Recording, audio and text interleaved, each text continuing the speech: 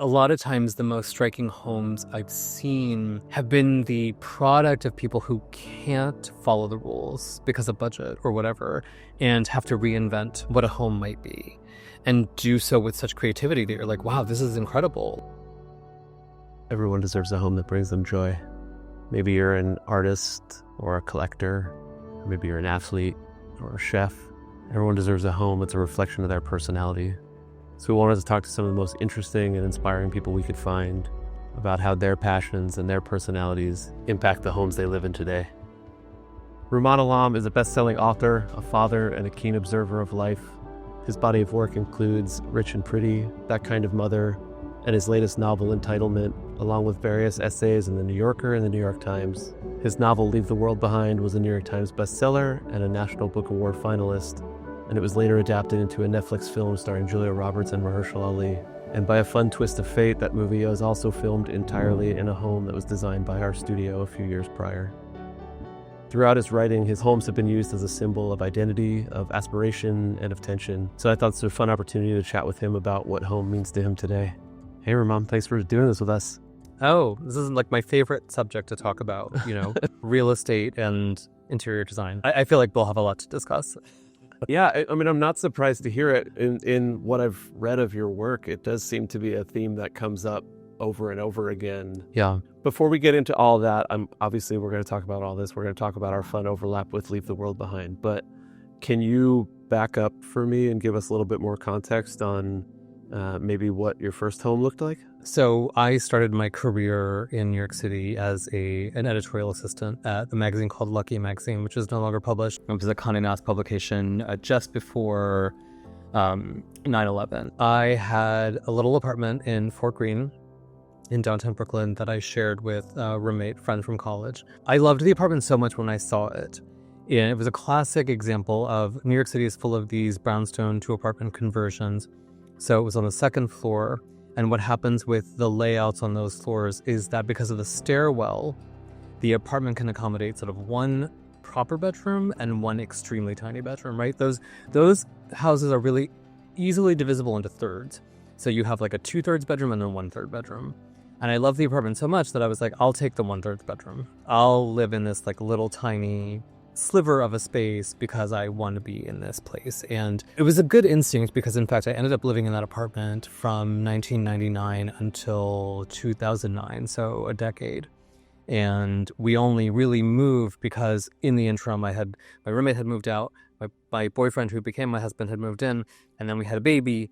And so then the baby was in the 1/3 bedroom and I finally had graduated to the big room.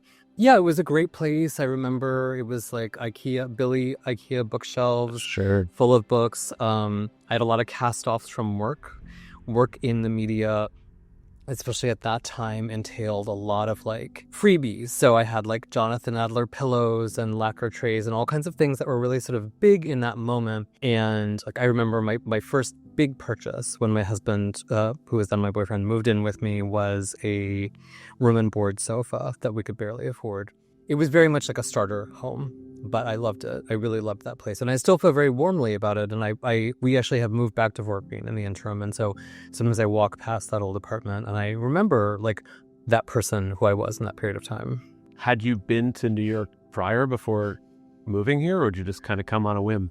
It wasn't a whim because I wanted to work in American publishing and this was the place to be. I wanted to work in magazines very specifically and there was really nowhere else to go. I had this experience of coming to New York when I was probably a junior in high school. But we rented an apartment, like a short stay apartment in Midtown.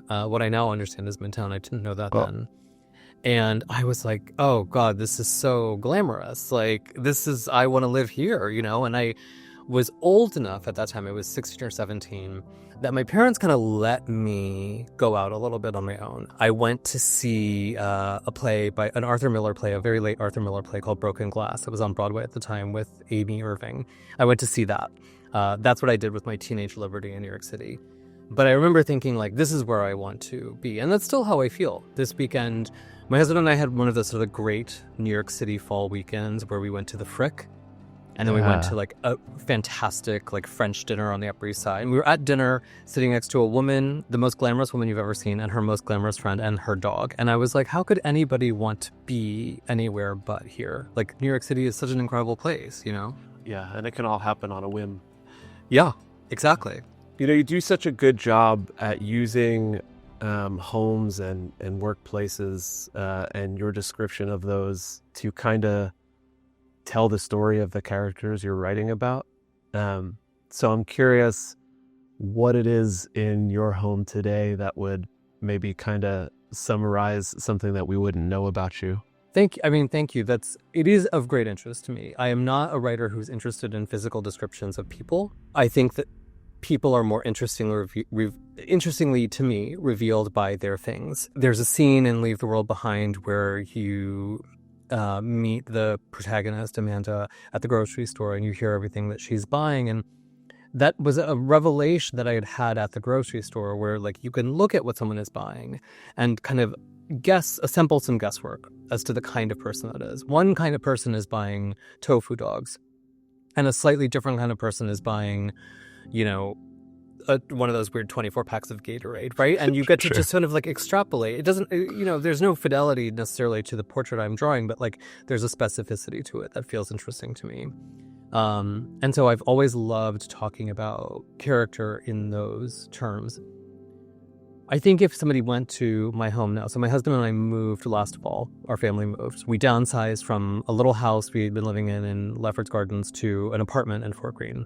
I think people would remark upon the presence of pattern. There's a lot of pattern. There's a lot of wallpaper, a lot of contrasting wallpaper, including on the ceiling. And layered over that, there's a lot of art. We actually winnowed down our collection significantly for this move. And I was excited to kind of like rejigger that and look at what had emerged as really meaningful to us still at this point in our lives. And to see that work, which is itself often quite colorful or bold, against these pattern wallpapers, or we have like a really rich kind of like cantaloupe color in the living room, to look at a beautiful painting against this sort of bright cantaloupe color, that feels like to me that distills how we want to live. It's very different than when you go to an art gallery or museum and everything is on severe white walls, right? Like I'm interested in like big expression, and also the idea that you can, if it doesn't work or you don't like it, you can undo it, you can change it, like it's sort of meant to change with you over time.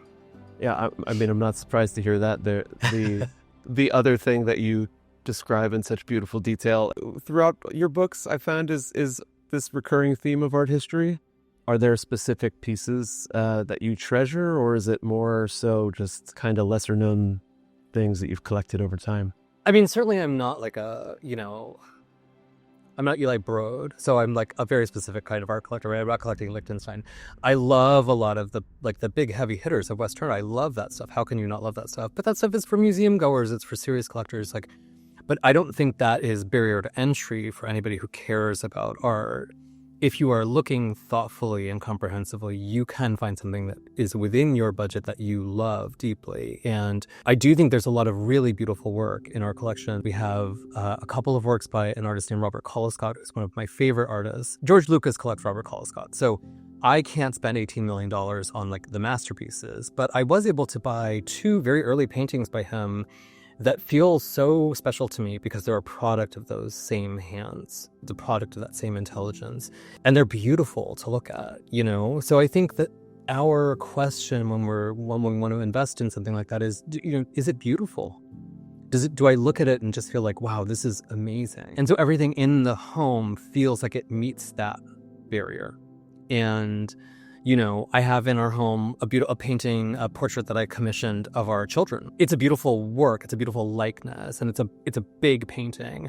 But the attachment that I have to it is like on multiple levels, right? I think it's a beautifully executed portrait, but it's a portrait of my children. And it's a portrait of them in a very particular time in their lives. And they are, one of the things I love about it the most is that they're wearing these T-shirts that they each wore a lot in that period. And this was a few years ago, so they've grown out of those clothes. They've grown out of being those kids. But when I see that, I am transported to that actual 10-year-old who wore that Vans T-shirt until it like frayed and discolored. And I can remember that. And so that emotional feeling that a work can bring you, like the preciousness of a work isn't derived from its sort of value in the art market. It sort of derives from how you can feel about it. I'm gathering that your kids are a little bit older now, but Yeah. I'm curious were you still collecting art and creating a colorful patterned space with the kids, or did having the kids inform that a little bit? I do reject the idea that you have to change the standard of your living when kids are involved. I just don't think that's true. Yes, they might break something, but things break and life goes on, so I don't think that having a child in the mix is a reason to say, well, we can no longer eat off of porcelain plates. We've got to go to melamine. Like, if you want to eat off melamine plates, then do that, but don't sort of ascribe that to your children. I love having raised them in a place where there are things to look at and things to, of course, what happens with children is a kind of, rejection of parental, the parents inform everything and then the child sort of wants to reject that. So my older son, both of my children are teenagers now, so they're able to articulate their own tastes and desires. And when we were moving into this house, we did invite them to weigh in. And my older son was interested in having his room be really white and really clean, which is sort of the prevailing mode of TikTok. That is the aesthetic that his generation understands. They want it to be a backdrop, a neutral backdrop with, those horrible fluorescent lights, and sort of make it look like a photo studio.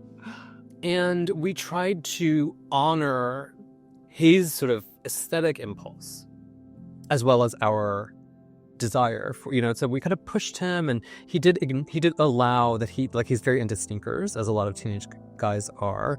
And so that was kind of the aesthetic starting point. And so the ceiling has this kind of splatter wallpaper that really does look like it could come off of a Nike.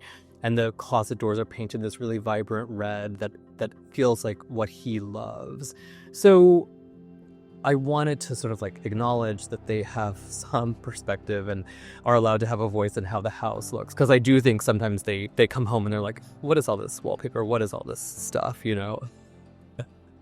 I have to guess your house is probably filled with books at some point as well. It's interesting actually, because I maintain an office that is separate from my house, which is where I'm talking to you right now. And there are so many books here. So many books. Probably 3,000. And I decided actually that I didn't want to have any books in our home. So we have art books, but I don't have any. I have the novel that I'm reading at a given moment on my bedside table. And then when I'm done with it, I bring it back to my office. And I've actually really loved having that distinction between my workplace self and my home self. It requires a lot of discipline to do what I do.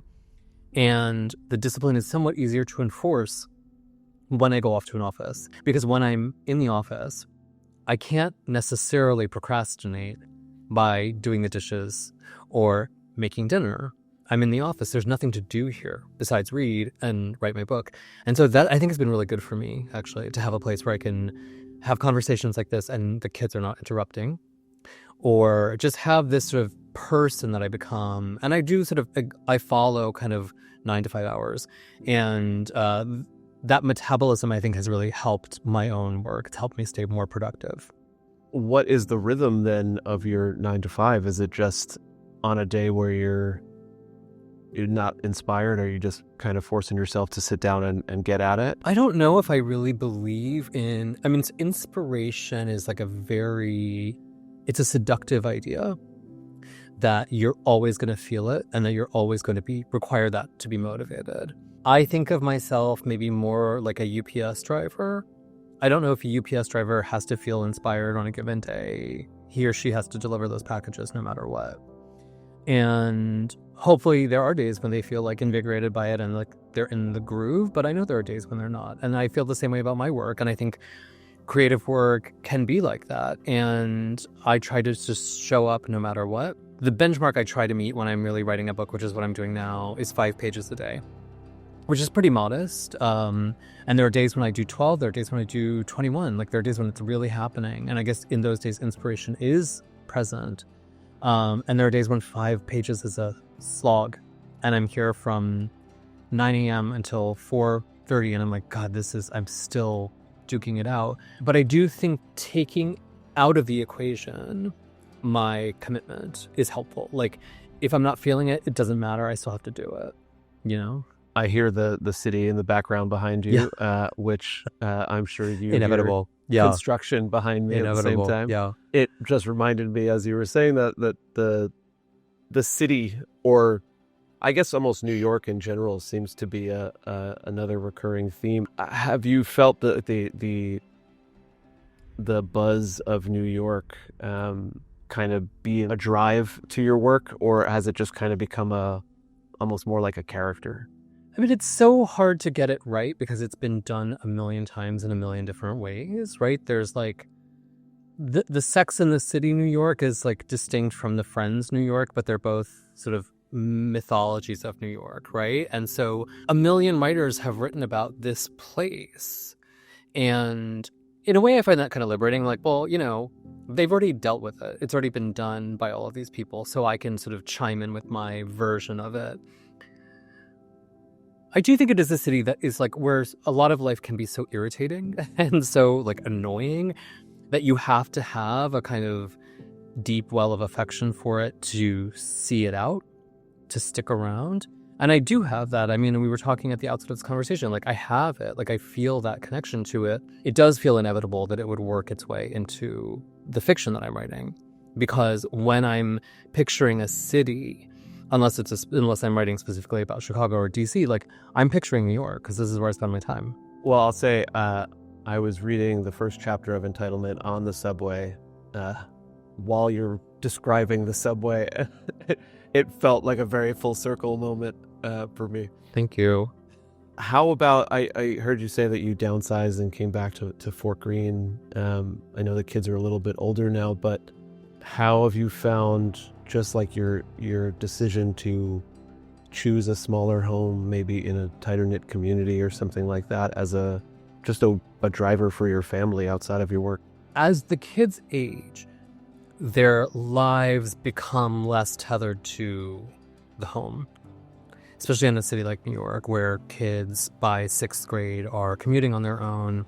You know, they've got friends in every neighborhood. We had lived in our home in Lefferts Gardens for 14 years and had seen the kids sort of change who they were and develop. And it was less an explicit desire to downsize, although that was part of it, that it was a desire to acknowledge that we'd reached a turning point or an inflection point, all of us, and that we could maybe like start fresh somewhere. And I think it was the right move for us. Our experience living in Crown Heights was slightly more... it was based in a house and not an apartment, which is one very big distinction. It was about having a backyard, which no longer felt, you know, our kids were past the point where they wanted to jump on the trampoline in the backyard. So it just wasn't a priority for our family. And maybe more of a priority was a proximity to a lot of transit or, you know, restaurant. Like at this point, my husband and I can go out to dinner and leave the kids at home. And that was unfathomable to me when they were 6 and 3, but things change, and it was nice to be able to mark that change in sort of the concrete stuff of where we live. That ability to walk out the door and just feel like you're amazing. In something is really hard for me to beat. I'll take a space a quarter of the size any day for that. Yeah, agreed. Our clients have written hit songs and launched iconic art galleries, designed timeless fashion and produced classic films, crafted stunning furnishings, developed addictive games, and founded innovative companies. They deserve a home where they can rest, play, and be inspired. We're the Up Studio, and we design creative places for creative people.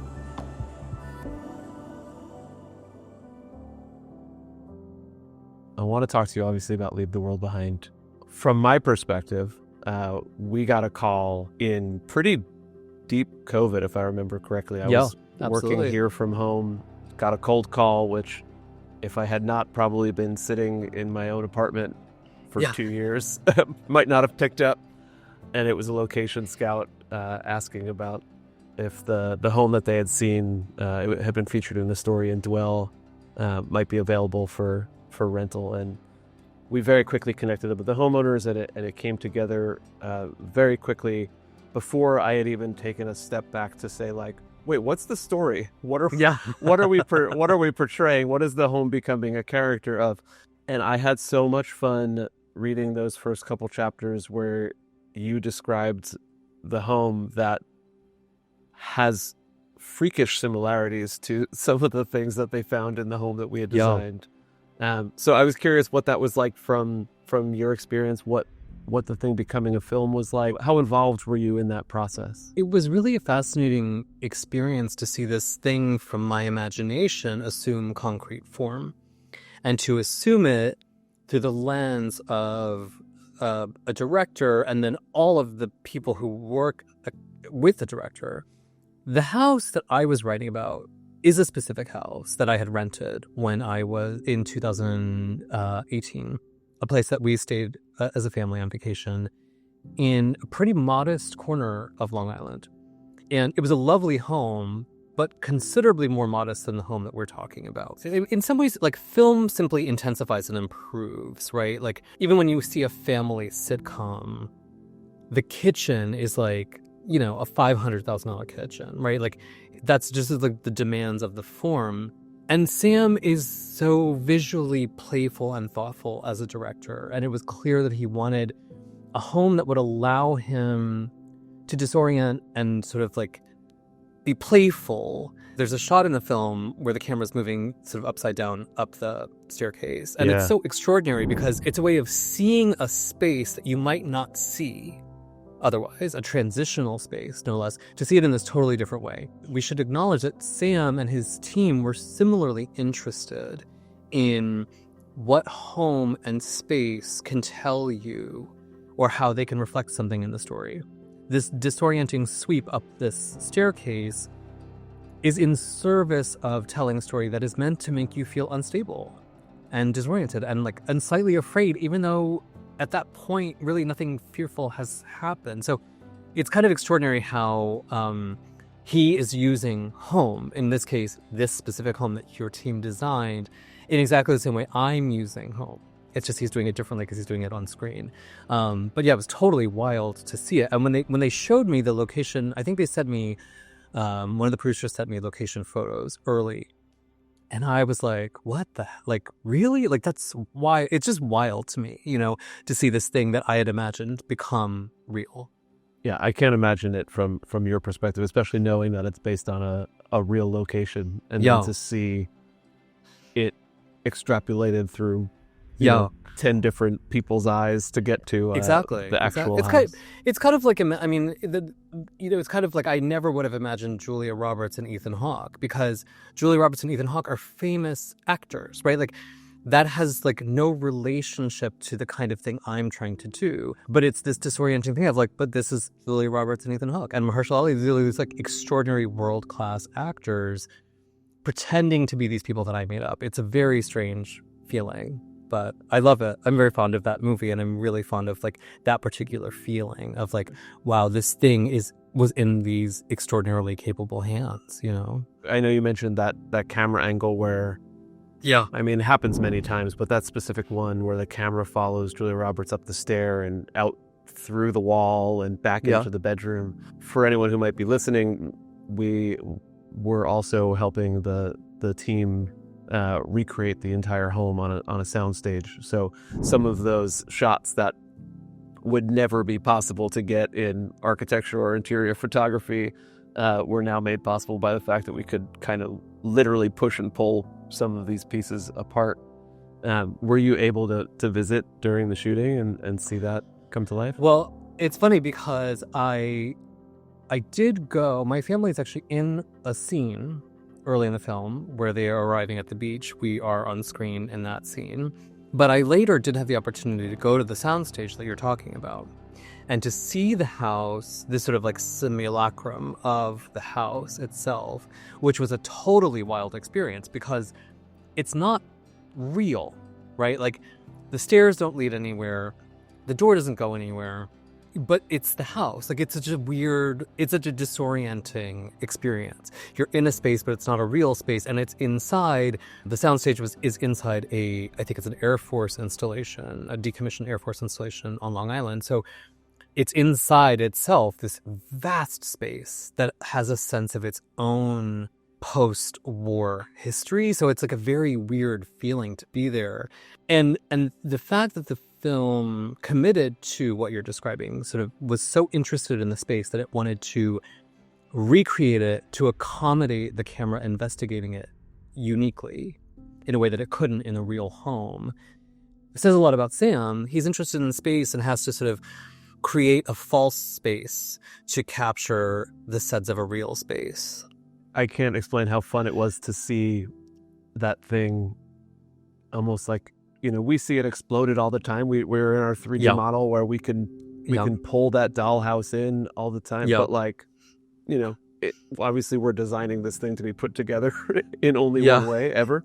And to be able to go there and see it in a way that can be dissected and kind of reimagined for the screen was such a fun experience. The function of art in that set is so interesting. Clearly Sam is interested in it as a director. Clearly his production designer is interested in it. And clearly they felt an opportunity for deeper storytelling in the same way I do when I'm writing and I talk about the importance of a painting or something. That's really true. I mean, the tricks that kind of are happening subconsciously with the art and interior design that are in the film really do relate, I don't know, pretty directly in my mind to the way that you can describe somebody's apartment and I can understand that character.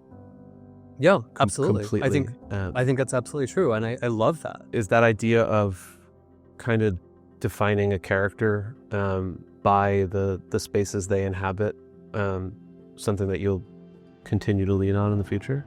Probably. I mean, it's funny because I'm writing a book right now, and I was writing about a home just like half an hour ago before we started this conversation. So Amazing. Clearly, I think all writers have their hobby horses. Like you have your things that you're interested in and will probably remain of interest to you, or it feels like sort of like a bottomless bag that you're going to be rummaging in forever. As a reader, right, when I recognize those tricks being played by other writers, if you like the work, you like those tricks. You like that the writer sort of is always interested in a certain set of things. And when you encounter it, you kind of like that, I like seeing those artistic signatures. You do it actually in two ways. I have some notes from Entitlement. I think the character of Brooke says at some point, like, you need a home to be a person. So it's actually like used as this huge symbol of just identity and status and safety. And then the other side of the pyramid, you're able to talk about, a specific coat hook or the gravel in the driveway or something, and kind of, almost like decorate the life and story of that character. To me, nothing says 1% quite like gravel in the driveway, because it implies the person whose job it is to rake the gravel back into the bed. Right? Like it implies the invisible hands that make sure the gravel looks white and beautiful and like reorders it when it's got too dingy. And that particular sound of gravel is like such a beautiful sound. And I do think this idea that you need a home to be a person is so connected to a very serious American mythology of adulthood and participation in the established economy and, all of these sort of post-war ideas about the suburbs that were drilled into us and are just pervasive. And that we've had a difficult time shedding. And actually, I think we're sort of at a culturally difficult moment because home ownership, the way the economy functions now, home ownership is sort of an elusive goal, certainly in a place like New York, but nationwide, for a generation that is well into adulthood. So that myth is starting to feel tenuous. We didn't own our home in Lefferts Gardens. We bought this apartment last year, and I was 47 years old. But it was maybe the first time that I was like, oh, I feel like an adult now. Which has nothing to do with like how you are. That's not a measure of like who the person is, obviously. It's a measure of like the society and its values that have sort of created the person. And there's an interesting tension there, I think. Yeah. And on the flip of that, I think, like you're saying, if you were able to bring so much character and personality of your family to a rental property, there's still the ability to bring that soul and character into a space without it being owned as well. I did work in this sort of like interior magazine universe for a long time, and have really been so disappointed by the arrival, or maybe like it's not new, but sort of the tyranny of prevailing taste and the ideas that you have to have certain things to make a place work. When in fact, a lot of times the most striking homes I've seen have been the product of people who can't follow the rules because of budget or whatever, and have to reinvent what a home might be, and do so with such creativity that you're like, wow, this is incredible. Like, you sunk your entire kitchen into the foyer closet. Like, you're actually kind of a genius. Were there things in that first Fort Greene apartment that you were doing out of necessity? But oh, for sure. Yeah, for sure. And, some aesthetic gambles that worked less than others. We had this as like cheap folding accordion closet doors, painting that sort of laminated hollow piece of garbage, that just painting it white. And it just felt like, okay, I can exert some control over this thing and make it beautiful. And it was such a priority for me. It's not a priority for all people, but you do spend a lot of time in your home, and I want it to look beautiful and also to make sense, to have like the comfort and the sort of logic of a place. And city life demands a kind of logic. It demands like under the bed storage. Like, where are you going to put your suitcase in a 2-bedroom apartment? You got to figure that out. Like, it demands that. And I like meeting that challenge, and I still do. And when we moved, the budgets are different than when I was 19 years old. So we were able to like sink drawers beneath the banquette in the dining nook. And so we have these like very shallow drawers that you can open that are full of like extra plates and tablecloths. And it's so satisfying to me that we could apply this kind of like tiny problem solving to this tiny little space and maximize something and make the apartment function at a high level. I think it looks very handsome, but I also think it works. I mean, unfortunately, like, kids now just want it to look like it looks on TikTok. But, I need a place to put the tablecloths. Are you bringing that same balance of logic and beauty to your working space as well? Yeah, I mean, the logic is very different in my working space because it's principally mine. My husband has an office behind mine, so his can look the way he wants it to look, and mine can look the way I want it to look. And I have this huge, this is an antique Zubair wallpaper that was put on a screen by some crazy interior designer probably in Florida. I have this beautiful, huge thing right behind me, and it makes me so happy. It's not useful. It's just in front of an ugly wall, but there it is, and it's like so beautiful, and it adds some strange thing to the space in which I work. And I'm talking to you from my desk, and above my desk is just a big corkboard full of like garbage. A note from my husband, a note from a friend, a receipt from the bookstore. All these drawings that my children did, and that's a different visual chaos than the kind I can live with at home. But I find it really helpful here in my office to look up and see all of this stuff. It seems like that sense of comfort is a good starting place to create from. Yeah, and it's like, and what the great thing is that everyone defines that differently, and I have, I told you I don't have any books in my house. I have like a handful of books, but here I have piles and piles and piles of them. I had to like hide everything in this framing of this interview so you couldn't see the mess that is here. But I like the mess to be here. I can work in that chaos. I can't necessarily live with it every day, and I can't subject the rest of my family to it. But in the workplace, I find it useful.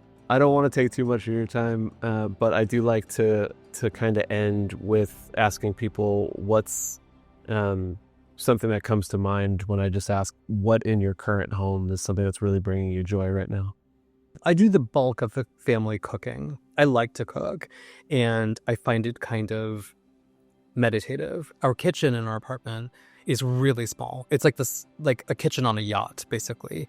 It's a counter with a stove, and then a counter with a fridge, and you inside, and no one can really be in there with you. We've lived in the apartment for a year, a little less than a year.